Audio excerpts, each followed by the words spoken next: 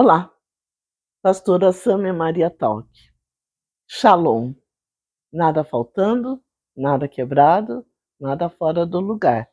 Espero que assim esteja a sua vida. Se não estiver, lute por isso. Estou aqui de volta, porque nós estamos falando dos 40 dias de Jesus na terra entre a sua ressurreição e a sua ascensão aos céus. Nós estamos detalhando, não existe muita relação de tudo diários de Jesus nesses dias, mas existem momentos muito fortes e lindos que ele reaparece aos seus discípulos, a Maria Madalena, aos homens de Emaús, lá em Tiberíades, na praia. Então, assista lá.